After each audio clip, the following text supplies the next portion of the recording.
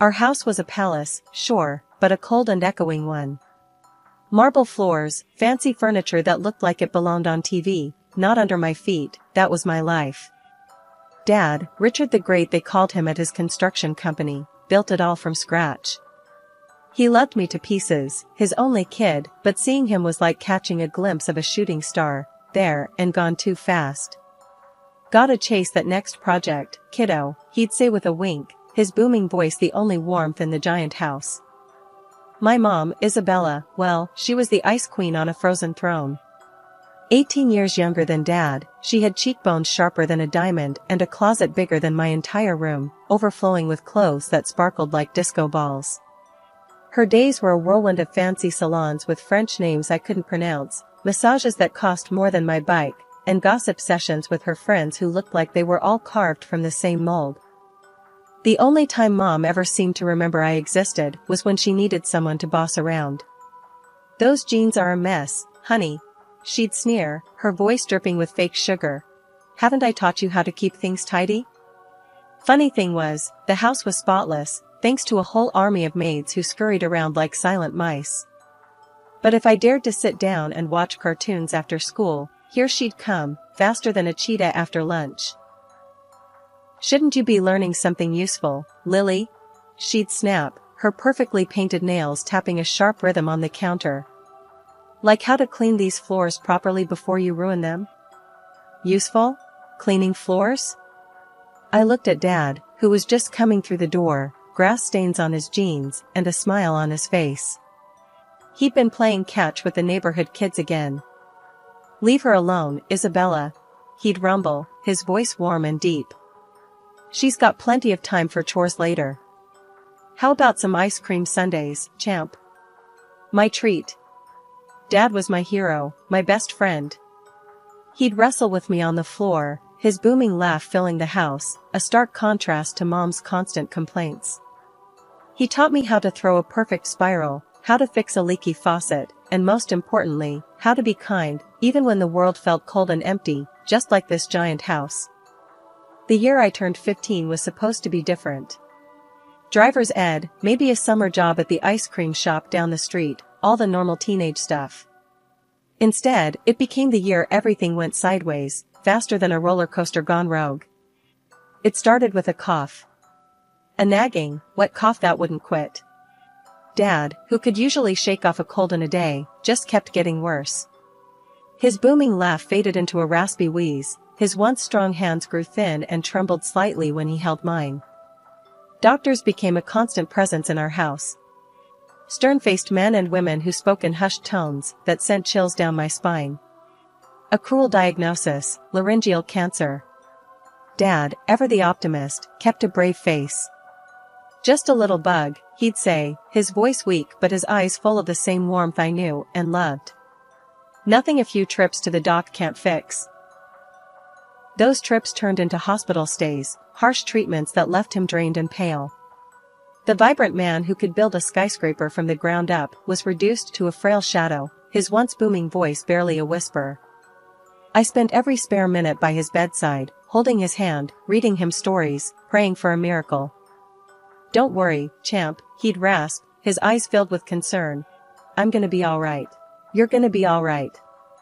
Worry? I was drowning in it. The thought of a world without Dad's booming laugh, his rough but comforting hugs, was unbearable. Mom, however, remained a constant source of irritation. While Dad fought for his life, she continued her self-absorbed routine. "Honestly, Richard," she'd complain, her voice clipped and cold, "you're giving me a headache with all this coughing. Maybe you should just sleep in the guest room, it's keeping me awake." One thing I did notice, though, was a subtle shift in her appearance. Maybe it was just me, but her designer clothes seemed to fit a little tighter, her perfectly flat stomach developing a slight bulge. It was a bizarre contrast to Dad's worsening condition, a small, unsettling detail amidst the storm. Then came the day, a seemingly ordinary Tuesday. Mom was on her way out, a fresh manicure appointment awaiting her. "Don't forget the black polish, darling," she called back from the doorway. "Black always goes best with morning." Morning? What was she talking about? Before I could question it, the phone rang. Mom answered, her voice dripping with fake concern. A few moments later, she hung up, her face a mask. Well, she sighed, a strange, almost satisfied glint in her eyes. Looks like today needs to be a black manicure after all. My heart hammered in my chest. A cold dread wrapped its icy fingers around me. What do you mean? I stammered, my voice barely a whisper. Mom's mask slipped for a fleeting moment, a flicker of something cold and calculating crossing her face before it was replaced by a perfectly practiced frown. Just some unfortunate news, Lily, she said, her voice back to its usual icy tone. Looks like you'll be needing a strong woman to take care of you now. The days that followed were a blur of black crepe and forced smiles. The funeral home transformed our living room into a sterile, flower-filled showroom. Mom, ever the drama queen, reveled in the attention. Black lace or sweetheart neckline? She agonized, parading a seemingly endless stream of dresses in front of the mirror. Her friend, a woman with bleached blonde hair and a permanent pout, cooed in approval. Oh darling, the sweetheart neckline. So Audrey Hepburn at her husband's funeral. Absolutely tragic and chic. Don't you think it's a little excessive? I ventured, my voice barely above a whisper. Mom's eyes narrowed. Excessive? Honey, this is for your father. We need to show his friends and family how much we respected him. Respected? The word tasted like ash in my mouth. By showing off your cleavage? The air crackled with tension. Mom's perfectly painted smile faltered for a second, replaced by a flash of something cold and dangerous. You watch your tone, young lady, she hissed, her voice low and menacing. These are adult matters you wouldn't understand. The adult matters turned out to be endless phone calls with florists and caterers, each conversation punctuated by Mom's theatrical sighs and demands for the absolute best. My grandparents, bless their hearts, tried to shield me from the worst of it, but the strained silences and worried glances spoke volumes. The funeral itself was a performance. Mom, draped in a ridiculously elaborate black dress that clung to her curse like a second skin, played the grieving widow to the hilt. Tears streamed down her perfectly made-up face as she clung to the arms of various concerned-looking relatives. Later that night, as I scrolled through social media in a daze, a familiar face popped up on my feed. There she was, Mom, in all her tragic and chic glory, the funeral photo plastered across her Instagram page. The caption, dripping with saccharine sentiment, spoke of her undying love and devotion to my father. The love of my life, gone too soon, it read. A week had crawled by since Dad's funeral, each day a heavy weight on my chest. Mom, however, seemed to thrive in the silence. The endless parade of black dresses was replaced by a return to her usual flamboyant wardrobe, her smile a little too bright, her eyes a little too cold. One evening, as I trudged up the stairs after another day of forced pleasantries at school, the sound of unfamiliar laughter filtered through the air. I froze, a knot of dread tightening in my stomach. The living room door was ajar, light spilling out into the hallway. Taking a deep breath, I peeked inside. There, sprawled on our plush sofa, was a young man who looked like he'd stepped off the cover of a fitness magazine. He was all tan skin, perfect teeth, and designer stubble. Mom, perched beside him like a preening peacock, was batting her eyelashes with a practiced innocence I hadn't seen since I was a toddler. Lily, she purred, her voice dripping with fake sweetness. This is Michael, my fiancé. Fiancé? I repeated, my voice barely a croak. Mom's smile faltered for a brief moment, a flicker of annoyance crossing her face before it was replaced by a too bright cheer. Yes, darling. Isn't that wonderful? Michael is going to be living with us now. Michael, who hadn't even acknowledged my existence until now, finally grunted a greeting. Before I could process this latest absurdity, Mom continued, her voice taking on a patronizing tone. And guess what else, honey bunch? We're expecting. Expecting? My mind reeled. Not only did she have a new husband-to-be a week after Dad's funeral, but she was also pregnant? It was all too much to take in. What about, Dad? I stammered, the words catching in my throat. Isn't this a little? A little what? Mom snapped, her mask of cheer slipping for a moment. A little inconvenient? Don't be ridiculous. Life goes on, darling. And besides, she leaned in, her voice dropping to a conspiratorial whisper. Michael here makes me truly happy. Something your father, bless his soul, was never quite capable of. Fury, hot and raw, bubbled up inside me. You never loved him, did you? I spat, my voice shaking with rage. You cheated on him. Mom's eyes narrowed. The smile was completely gone now, replaced by a steely glint. Perhaps, she admitted with a cold laugh. But that's none of your concern, is it? Now, from now on, you'll do as Michael and I say. You'll help with the housework, of course, and then you'll be a wonderful nanny to your new sibling. Over my dead body, I choked out, my voice trembling with a mix of anger and hurt. Don't get sassy with me, young lady, Mom hissed, her voice low and dangerous. This is my house, and you'll do what I tell you, or you'll get out.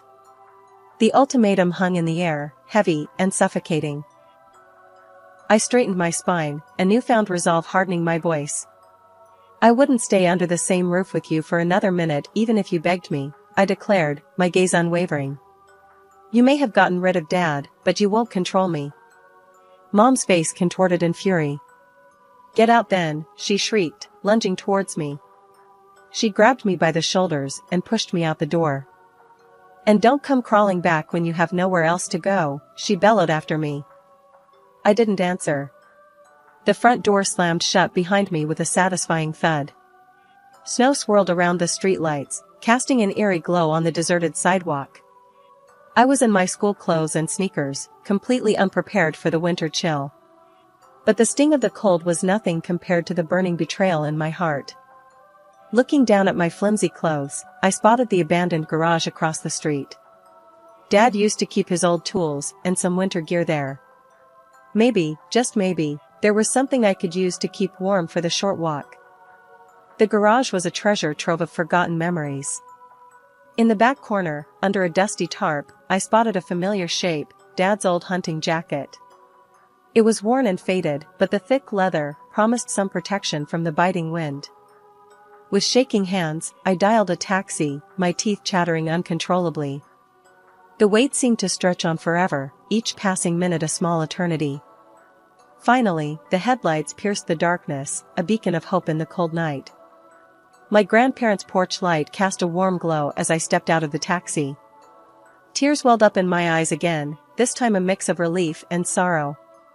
My grandma opened the door before I could even knock, her face etched with worry. Lily? What on earth? Her voice trailed off as she took in my appearance. Honey, you're freezing. Come in, come in. She ushered me inside, wrapping a thick blanket around my shoulders. Grandpa was right behind her, his face grim as he took in my tear-streaked cheeks and the oversized jacket. What happened, sweetheart? He asked, his voice gruff, but full of concern. I took a shaky breath, the warmth of the house slowly seeping into my bones. Then, in a torrent of words, I poured out everything, Mom's cold behavior after Dad's death, the fiancé, the pregnancy, and finally, the cruel revelation. My voice cracked as I spoke, the raw pain and betrayal spilling out into the room. By the time I finished, I was sobbing uncontrollably, my body racked with hurt. Grandma held me tight, her silence a comforting presence. Grandpa, after a moment, cleared his throat. There's something you should know, Lily, he began, his voice low and serious. Before your father passed away. He paused, his gaze flickering to Grandma before continuing. He knew all about her cheating and pregnancy, and well. He hesitated, then met my eyes. He had a lawyer come in and change his will. My heart skipped a beat. Change his will? Yes, Grandma chimed in, taking my hand. You see, honey, your father loved you more than anything in the world. It means that you are the sole heir to your father's estate. My jaw dropped. Everything? Everything, Grandma confirmed with a sad smile. But because of your age, you can't fully access the money until you graduate from college. Until then, a legal guardian needs to manage it. Not Mom, I blurted out before he could finish. The thought of her controlling Dad's money meant for me, was unbearable. Grandpa and Grandma exchanged a knowing look.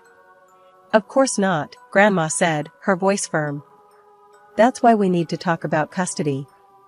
But to take you away from your mother, we need proof of her unsuitability." "Proof?" I reached for my phone, a mischievous glint entering my eyes. "I have plenty of that." Over the past year, in a misguided attempt to protect myself, I'd started recording some of my arguments with Mom. The last conversation, the one where she kicked me out, was there in all its ugly glory. With trembling fingers, I played it back for my grandparents. The sound of my mother's cruel words filled the room, each sentence a fresh blow.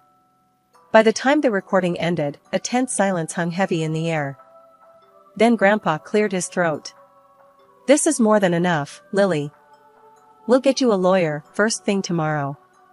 You won't be going back to that house." Relief washed over me, warm and welcome. It wasn't just about the money anymore. It was about safety, about being in a place where I was loved and valued. A week had crawled by since the blow-up with Mom. One sunny and cold afternoon, as I was helping Grandma cook a pie, a loud, insistent pounding shattered the quiet. I froze, a knot of dread tightening in my stomach. Grandma straightened up, her eyes narrowed in suspicion. "That sounds like trouble," she muttered, brushing her hands off the flour. Before we could even exchange another word, the front door swung open with a bang, revealing a sight that made my blood run cold. Mom stood there, her face flushed with anger and desperation. Her hair was a mess, her clothes looked like they'd been slept in, and her eyes held a manic glint that sent shivers down my spine. "There you are," she shrieked, her voice laced with a barely contained fury. "You little ingrate. How could you do this to me?" Grandma stepped forward, her voice firm but unwavering. "Lily doesn't have to do anything, dear. She's here of her own free will." Mom scoffed, her gaze darting around the room before landing on me. "Free will? Don't be ridiculous. You filled her head with lies about me." "Lies?" I echoed, my voice shaking with a mix of anger and disbelief. "You're the one who lied, Mom. You lied to Dad, you lied to me, and now you have the nerve to play the victim? You never loved me and Dad." Mom's face contorted in fury. "Don't you dare talk about your father like that. And love? You think that dusty old man was capable of love? He was boring, Lily. A drag. I deserved more." Her words hung heavy in the air, a cruel and selfish justification for her actions. My fists clenched at my sides, the anger bubbling inside me threatening to boil over. "So you married him for money, then cheated on him while he was still alive?" I spat, my voice dripping with disgust. "And now you're angry because you're not going to get your claws into his inheritance?" Mom's face turned ashen, her bravado crumbling under the weight of my words. "Look," she said, her voice cracking with desperation. "I know I messed up. But can't we just forget all that? I found out about the new will, Lily. You have everything now. You can help me, can't you? I'm pregnant, for crying out loud. I have nowhere to go." Her words hung heavy in the air, a desperate plea for a lifeline. A part of me, a tiny, insignificant part, flickered with a misplaced sense of pity. But then I remembered the countless nights I'd spent alone. "Those were your choices, Mom," I said, my voice devoid of sympathy. "And now you have to face the consequences." 2 months flew by in a whirlwind of activity. Lawyers, court dates, social worker visits, it felt like my life had become a legal drama. Mom, unsurprisingly, contested the custody hearing tooth and nail.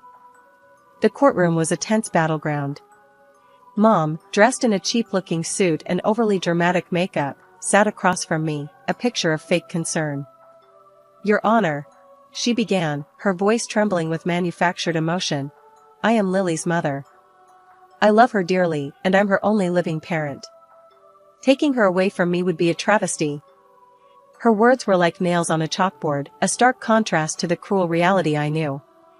My lawyer, a sharp woman with a steely gaze, wasted no time in presenting her case.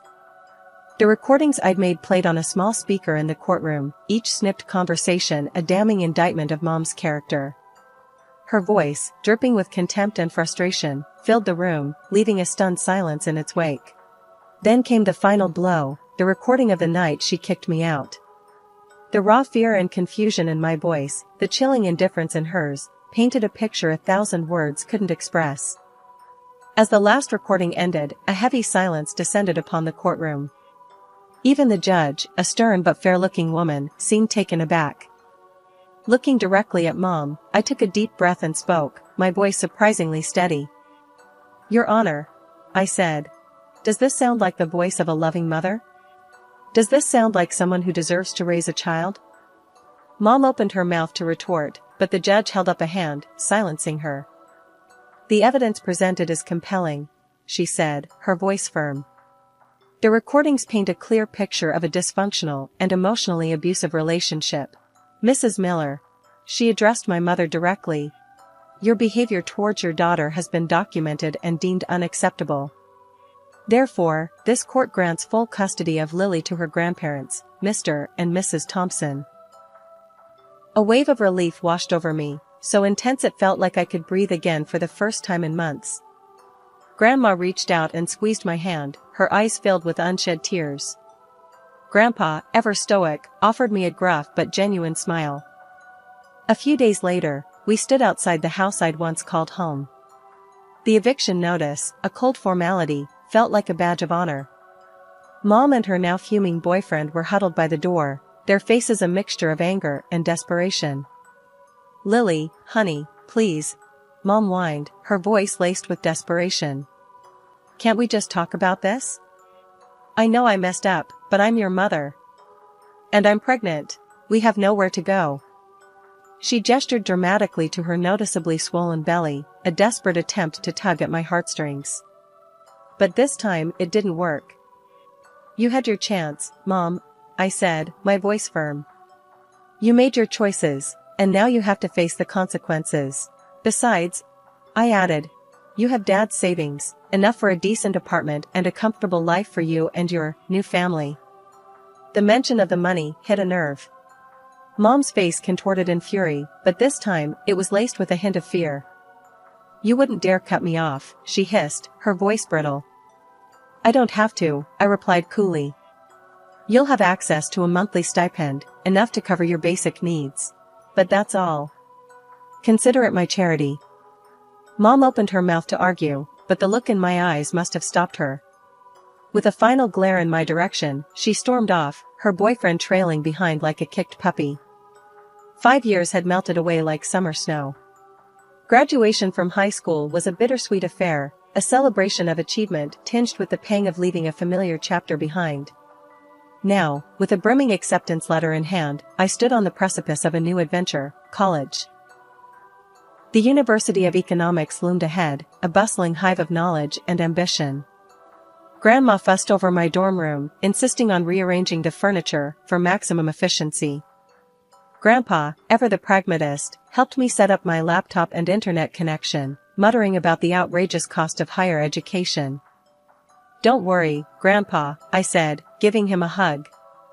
"I'll make the most of it. This is Dad's company I'll be running someday, remember?"